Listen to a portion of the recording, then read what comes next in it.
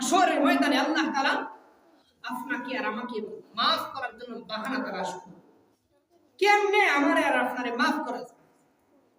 বুখারী শরীফের হাদিসের মধ্যে আসছে, এক লোক মরার আগে ছেলেদেরকে ডাকে বলতেছে, বাবারা রে, তোরা একটা ওসিয়ত করেছে যে আমি দুর্বল হয়ে গেছি আর শরীর অনেক সময় অসুস্থ থাকে, মনে হয় না আর বাঁচবো।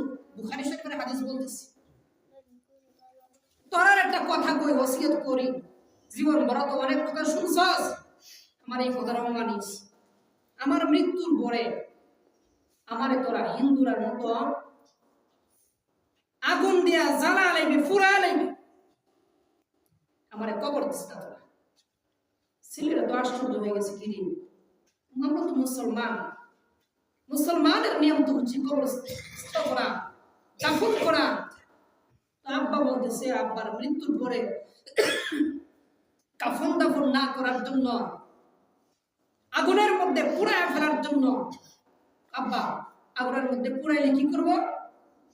আমার যখন আগুনে তোমরা পুড়ায় ফেলবা, সালি হইলে সালিগুলা তোমরা বাতাসের সাথে উড়াইয়া দিবা, মাটির সাথে মিশাইয়া দিবা, এরপরে দূর দূরান্তে ছড়াইয়া ছিটাইয়া দিবা, মাটির সাথে মিশাইয়া দিবা, পানির সাথে মিশাইয়া দিবা, বাতাসের সাথে মিশাইয়া দিবা।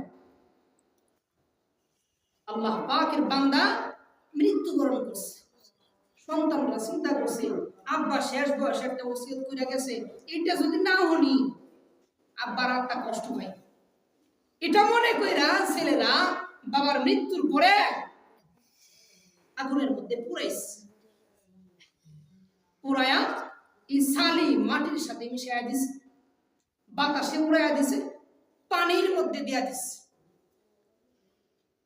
হাসরের মাঠ কায়েম হয়ে গেছে। আল্লাহ তাআলা জিজ্ঞাসা করতেছে, কিরে ফানি, তোর মধ্যে কেডা? আমার মধ্যে আব্দুল্লাহ।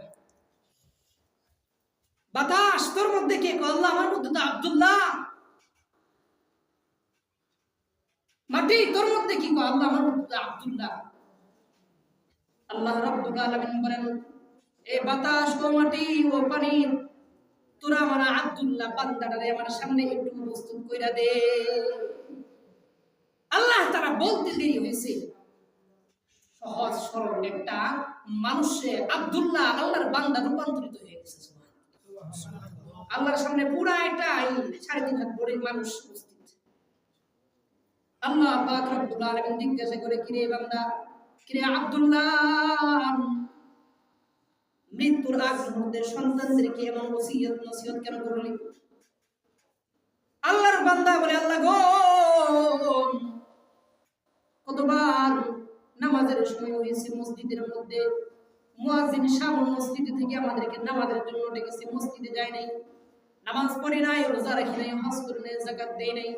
আল্লাহ গো, পাপের কোনো সীমা রেখা নাই, অসংখ্য অগণিত পাপ করেছি, অন্যায় করে ফেলেছি। আয় আল্লাহ, কিন্তু মৃত্যুর আগ মুহূর্তে যখন তোমার ভয় আমার দিলের মধ্যে জাগ্রত হয়েছে, চিন্তা করছি আল্লাহর কাছে হাসরের ময়দানে কি জবাব দিব। আল্লাহ গো, তোমার ভয় যখন জাগ্রত হয়েছে, কারণ চিন্তা করছি যদি হাসরের ময়দানে তুমি ধইরা ফেলো, তাইলে তোমার কাছে আমি আল্লাহ তাআলার দরবারে কি জবাব দিব? আমি তো কোনো জবাব দিতে পারবো না। আল্লাহ এই জন্য সন্তানদেরকে বলছি, আমার মৃত্যুর পরে যেন আমার এই সালিগুলা মাটির সাথে মিশাইয়া দে, পানির সাথে মিশাইয়া দে, বাতাসের সাথে উড়াইয়া দে, যাতে করে তুমি হাসরের ময়দানে আর আমারে না দরকার।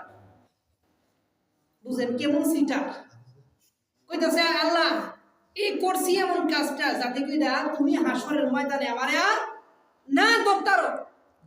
আল্লাহ রাব্বুল আলামিন, বান্দা তোরে তো এখন আমি ধইরা ফেলছি, হিসাব নিকাশ দে। বান্দা কো, আল্লাহ এই কাজটা সম্পূর্ণ তোমার ভয়ে করছি, তোমার ডরে করছি। আল্লাহ রাব্বুল আলামিন বলেন, বান্দারে যেহেতু তুই আমার ডরে করছিস, আমার ভয়ে করছিস, বান্দা আমার কাছে আয়, আমি আল্লাহ তাআলা রহমান নামের উসিলা কইরা করে maaf কইরা করে জান্নাতুল ফিরদাউসটা দিয়া দিছি। সুবহানাল্লাহ। এই বান্দারে আল্লাহ তাআলা হাসরের ময়দানে maaf কইরা